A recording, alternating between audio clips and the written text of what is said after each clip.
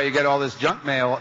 So this is a much bigger issue than healthcare, and healthcare is a pretty big issue.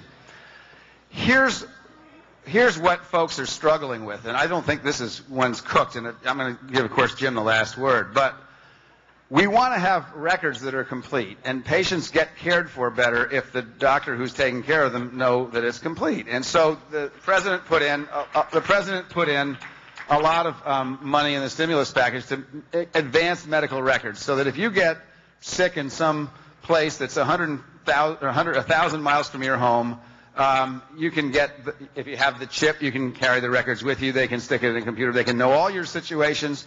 If you've been in a terrible car accident and you can't tell them anything, you have that. The doctor has the information. They know if you're on some kind of medication, et cetera. That's important. So what guards are there against the privacy? And the guards are a bill that was passed about 6 or 8 years ago called HIPAA, which stands for God knows what, but it has something to do with health insurance and privacy. The problem is it's not enough. And there is no way it's enough. And this is a private sector problem as well as a government problem. Look, just the other day, there was some guy hacked into some credit card companies and stole 130 million credit card numbers. Those are our credit card information that's now in some crook's hands.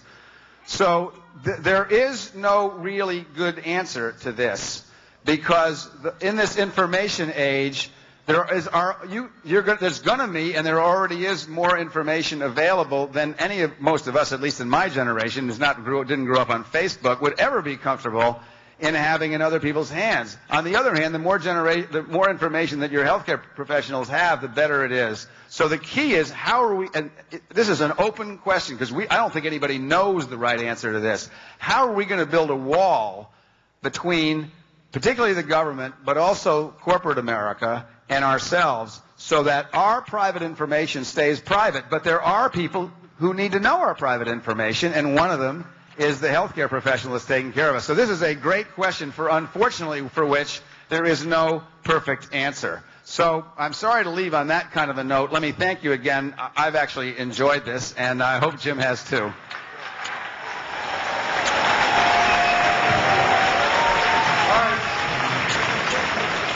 Again, let me conclude where we began by thanking all of you. This is important. And as with every major transformative struggle that our society and economy has gone through, whether it was Social Security of the 1930s, whether it was the civil rights struggles of the 1960s, this should be difficult because it's important. It affects everyone, and we're certainly not going to get it right unless we hear from all sides. So I thank all of you for coming. Thank you for participating, and it was helpful, and it was certainly helpful to me. Thank you. Now, those of you who did not get a chance to ask a question, I'm sorry. I hope that some of the questions that were asked represented what you would have asked had you had the opportunity. Thank you all very much. Well, that wasn't as bad as it could have been. That's a great button. Did Howard see the button? Show Howard the button. Show Howard the button. Yeah. Yeah. Okay. Okay. Hey, nice to see you, Charlie. Yeah. I also want to tell you, can I tell you something real quick? I wish I could have gotten it, but you know, I appreciate the bipartisan effort. But it takes two to tango, and all we got was Tom DeLay on Dancing with the Stars.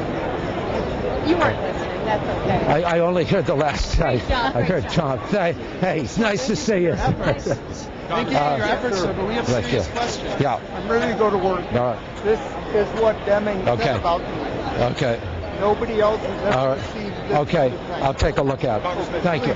Hey, nice to see you. You want to say that again quick? Let me I just wanted to say that it's a wonderful bipartisan effort. It's very noble and admirable, but it takes two to tango, and all we got from the other side was Tom DeLay on Dancing with the Stars. Yeah.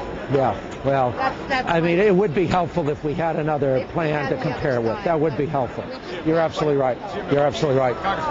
Thank you for your thank you so much. Thank you. Thanks for coming to this. Huh? Your wounded warrior support. I got the first one. Yeah. Well, sure. Thank you, sir. Thank you. I want to thank you for coming out here and doing this. I know obviously it's very difficult with this crowd. Recommendations, Congressman, recommendation for the future though. A little less on the presentation, a little more on the give back, because we only had 45 minutes to the public. 45 minutes. The other thing about I thought it came to an hour and a half. So it wasn't an hour and a half. The other thing about your party, the characterization of us as asseters, the demeaning of us has really. I don't know. I haven't used that term. I'm glad you haven't done that. It's good to see you again. I want you to go back to your other representative. Thanks, buddy. How you doing? Nice to see you. Thank you. Thank you. Hey, good to see you. Thank you. Okay. Okay. Good. Hey, Stuart. Thank you. Thank you. I have. Oh, yes. Nice to see you. Obama inauguration. Yes. Deserved them. Yes. Thank you for doing this. I just wanted to say that I stood outside since 3:45 and I was within 20 feet of the door and no one ever told us how to submit a question to be drawn. They should have. I'm sorry. They had, but well, that's unfortunate. I didn't realize that. 3 of your opposition questions ended up being, are you going to put your family on the plan? There are some of us who have actual detailed questions about the I would like to know about the basic standard plan. You've been talking about all this choice, but the fact of the matter is that everybody is going to be required to offer the same thing, whether it's a public plan or a private plan. Well, no, they're not really. It's a basic a package, and then private insurers add to that as they choose to be competitive. Okay, I got it. Okay. See you later. Thank you. Thank you. Oh, yeah. Good for you. Yeah. Thank you. Thank you. It's good to see you again. Yes. Yeah. Okay, Marsha. Hey, Chris. Being a politician. Hey. Yeah. Thank you. Bennett is a real bipartisan compromise. I know it is. It's a good bill, actually. Thank you. Yeah. Hey, Paul, you were here. Hey, Ben. Great job. Hey, John. All right. Playing this game, stop trying to change a system that may not be perfect, but certainly could be better. What they're doing isn't changing it for the better. The one word is simply stop. There's no more money.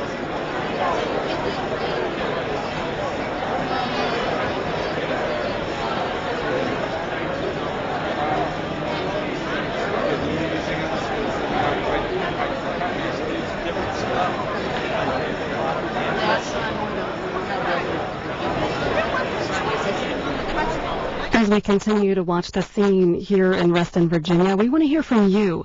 Republicans call 202-585-3885, Democrats 202-585-3886, and Independents, all others, 202-585-3887. Welcome to C-SPAN viewers and those listening on C-SPAN radio. That's a 90.1 on the FM dial in the D.C. area, and on XM satellite radio channel 132. We just heard a town hall with Congressman Jim Moran, a Democrat. In about 20 minutes from now at 9:30 Eastern, we'll hear from a Republican. That's Alaska Senator Lisa Murkowski's recent town hall in Anchorage, Alaska.